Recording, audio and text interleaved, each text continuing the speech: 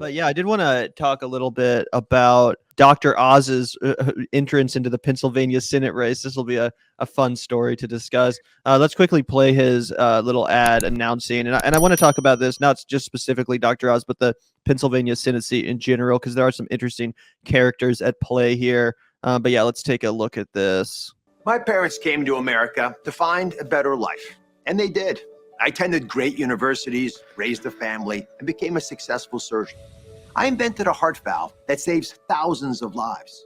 Then I started a TV show to advocate for you taking control of your health, and took on the medical establishment to argue against costly drugs and skyrocketing medical bills. But COVID has shown us that our system is broken. We lost too many lives, too many jobs, and too many opportunities because Washington got it wrong.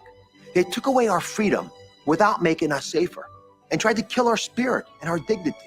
As a heart surgeon, I know how precious life is.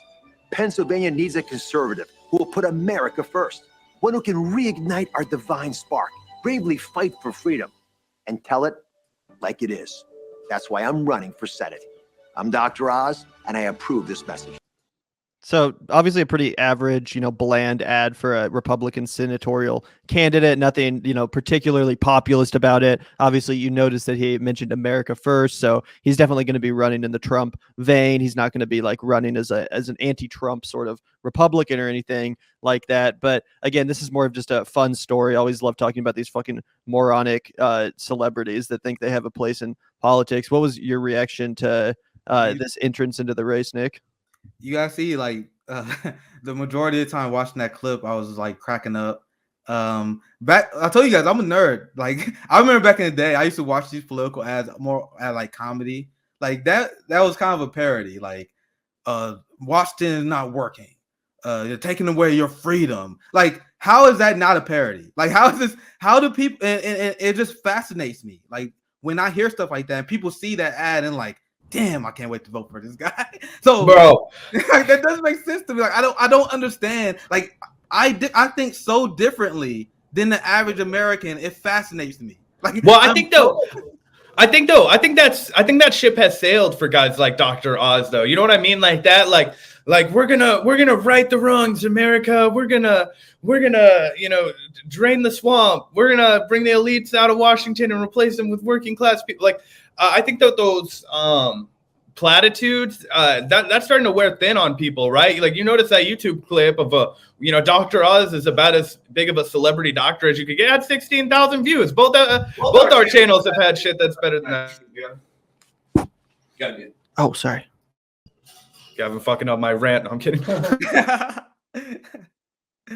But look at, like, also, I just like discussing ideas, right, and breaking these kind of things down, because apparently this template works. Like, this one, I'm trying to detach myself from my reaction, right? Because I listen to that ad and it's beyond absurd to me.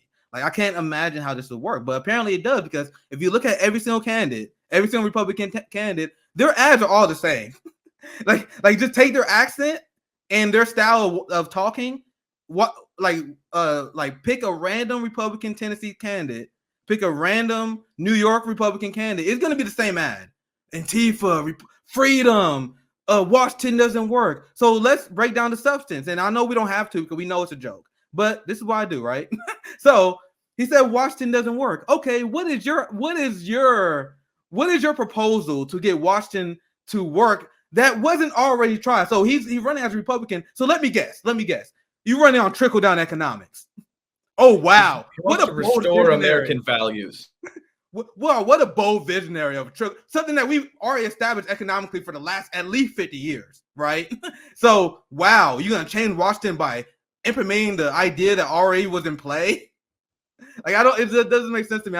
And I don't understand how this kind of stuff works with people. And you got this guy here, celebrity. And one last, like, critique of the system I want to make. What does it say when you have all these celebrities, people with money? And this is not a new thing either. Remember Schwarzenegger and California as well. So this is not new. Ronald Reagan was an actor. People try to pretend this is a new thing. It's never been a new thing. Like, politicians, they are a result of nepotism and generational wealth. If you look at what's his name? Damn, the dude from Manchin. Sorry, I don't know why I blanked on his name. Manchin. Joe Manchin comes from a family of politicians and public servants who enrich themselves through businesses, and then they use their money to enrich themselves in order to get in government. So whether you're an actor or politician, the people that we know that are part of the ruling class are people who came from money and generational wealth. It's not people who are competent. So I want to highlight, it's not a new thing. People pretend it is.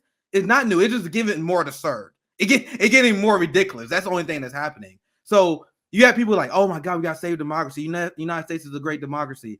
You can predict who's going to win an election at around a 91% clip based on who raised the most money. But meanwhile, you want to talk about the democracy of a country like Nicaragua or Venezuela? Isn't that a sham of a democracy where you can predict who wins at a 90% rate based on who had the most money? So that's why Dr. Oz, he got in. He got the money. All you got to do is do the template, the ad template, and he wins, right? Yeah, I'm holding out hope that Dr. Oz will get fucked in this election. I really want to just see him fall flat on his face. I think he's so uninspiring, uncharismatic. But, you know, perhaps you're right that, you know, it's just wishful thinking that people have outgrown this kind of drivel, this whole nonsense. I don't know. I'm hoping that in the age of the internet. To be clear, Zach, I do think you're kind of right. My question is, why do they keep doing it? Like, if they keep running these ads, that shows me they having success with the people who are voting. Yeah, so, well, that's what the key is, though, right? It's that like 58 plus demographic that always goes to the fucking polls every single election year. They're still getting that drip, drip, drip from Fox News, you know, and that sort of thing. It's the young people who are online who are able to look and be like, wait, what policies does this person support? In like 5 seconds, there wasn't a single policy mentioned in there, and that's one of the lasting impressions that I think we can really, you know, we can't take a lot from the Bernie Sanders 2016, 2020, but he really changed the way young people look for policies from their candidates in a way. And you're right that it's the older people that still hasn't really caught up with because they're not using the internet anyway. They're just still getting all their information from cable news, particularly Fox News, which is going to plug the shit out of Dr. Oz. They already have been, just because you're right. He's basically updating a lot of the like Trumpist rhetoric. He's already got a warm place ingratiated in a lot of these delusional old folks' heads and hearts, you know? And yeah, the dude does. He thinks he's Trump. And that's the recipe for success in the Republican Party. Just emulate Donald Trump, it seems like. Yeah, I don't know. It's so weird. Yeah, I mean, he on one hand, he seems like he's kind of trying to signal that he's going to be Trumpian with the America First stuff. But on the other hand, I mean, he doesn't match Trump's personality or abrasiveness. He just kind of comes off like a plastic surgeon or something to me. You know what I'm saying? I think the Republican voter base is so dumbed down now. All they need is white identity politics. Yeah. Well, if you get white identity politics to them, they're good. Yeah. Because I've seen them back. I've seen people are like, these people are not charismatic at all. No, I don't get it. And I mean, we'll still have to see how he actually performs when he's asked about policies. Like, you know, Matthew McConaughey, for example, very charismatic guy. You know, he's an actor, obviously, likable dude. But when he was out there trying to answer questions about politics, when he was mulling a run for governor of Texas, it was pathetic. The dude didn't know what the hell he was talking about, and it couldn't have been more apparent. Yeah, I did want to talk a little bit more about the Pennsylvania Senate race because, you know, Dr. Oz could definitely take the Republican nomination. I know some people have rumored that Donald Trump Jr. might get involved in this race because he, I guess, went to school in Pennsylvania and has some connections there. So that could be another curveball that no one's talking about yet. But again, assuming Dr. Oz wins the Pennsylvania Republican nomination for the Senate, I think that his best bet going up against the Democrats will be if Connor Lamb wins the Republican nomination or the Democrat nomination, because in my opinion, Connor Lamb is a total as milquetoast as it gets, just the most boring cookie cutter Democrat you'll ever see in a million years. But it's not for certain that he will win the Democratic nomination, because the current lieutenant governor of Pennsylvania, John Fetterman, is also in the race, and I think he's currently in the lead over Connor Lamb. This guy is an interesting character. I certainly have a little bit of a mixed opinion about him. But if we can take a look here at some of his rhetoric, I think you'll understand why he'll be a more formidable opponent to some clown like Dr. Oz, just given the fact that he does have a more populist tendency, and he actually is willing to name the policies he supports. So let's just take a brief look at this. I'd be fascinated to get your opinion on Fetterman, Nick. I think he's a really interesting character. One cold hard fact is that John Fetterman is a blunt-talking, self-described progressive intent on also breaking through with swing voters in the Rust Belt. His pet issues include a higher minimum wage. If you believe that a human being should toil for $7.25 an hour, vote for the other person. And legal marijuana, which he says is a winner for either party. You called it a political bazooka. Yeah, they're arguing over these small wedge issues when they're leaving the bazooka of legal weed, they're on the table for the other side to grab. Like South Dakota, arguably the most conservative state in our country, voted for legal weed straight up and down on the ballot. In a state that has, a severe opioid problem. Why Fuck with that man spread, by the way, those shorts. Because it's not a drug, it's a plant. It's a gateway to finding a completely natural alternative to the kind of relief that had brought so many people into this toxic spiral with opioids in the first place. Fetterman was previously the 13-year mayor of Braddock, Pennsylvania. Yeah, I know. So yeah, I think that that interview reveals that not only is Fetterman unafraid to take some populist positions, coming out strong for the legality of cannabis has been one of his recurring themes. Loves to talk about that, and not just the legalization of it, but the freeing of drug offenders in general, which is something that some Democrats don't talk about. So I think he has that going for him, and also he's just very clearly a big personality. I think he's like almost 7 foot tall, and as you can see from that interview, he's a different kind of politician. He's unafraid to be himself. So what's your opinions on Fetterman, Nick? Some people are kind of thinking he might be an up and coming progressive, hopeful. Yeah, that's the first time I really heard him talk as far as I'm concerned. I saw some people flowing the name Fetterman for 2024, and I'm like, well, good luck with that game again. But my take on these local election, to me, it doesn't hurt to vote for the best guy. Especially if you got someone who is supporting the legalizing of marijuana. Once again, I have very strong litmus tests, and that is one of them. As far as I'm concerned, if you don't support legalizing marijuana, you are a white supremacist because you know what the prohibition of marijuana does to our communities. So what you're saying, you see the new Jim Crow, and your response of seeing the new Jim Crow is, that's okay. So people, there may be a radical position, but that's an immediate no-go. So that's a good start, right? That's a good start that he's on marijuana. He won't increase minimum wage. He said I saw he just go against.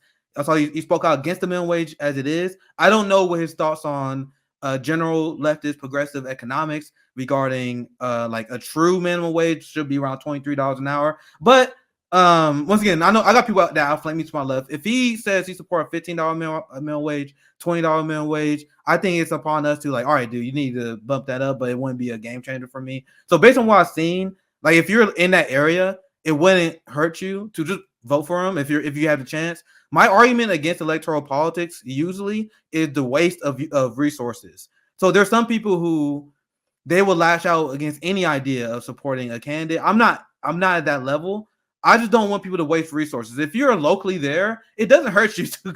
If you work and it hurts you, maybe you shouldn't do it. But if you can go to vote, why not just go vote for that? Vote for legal marijuana, as long as you know that's not going to lead to a revolution. But it doesn't hurt for you to support anything that may happen to you locally that may improve your life, right? Zach, you want? Oh yeah. I was just gonna jump in and clarify some of his policies because you're right. I have my own. I wasn't clear on him to be. So No, for sure. And I have these pulled up, so I just want to run it through for you and our audience as well. So his framing on the minimum wage is that it needs to be at least $15 an hour. I imagine that this is a man that could be pushed to something more like $20 an hour. On his website he says healthcare is a fundamental human right, just like housing, food, and education, all of which. He says climate change is an existential threat. Weed should be legal nationwide. Immigration is what makes America America. We need a compassionate response to immigration reform that actually treats immigrants like human beings. Black Lives Matter. He served as the mayor of a city that's more than 80% black, and as champion. It says for a long time. He says the union way of life is sacred. It's what built this nation, and it must be protected. A woman's right to an abortion is non-negotiable. Women should have control over their own bodies and their own lives, period. He says the LGBTQIA plus community deserve equal protections under the law, and that he's firm in getting corporate money out of politics. He refuses contributions from corporate PACs.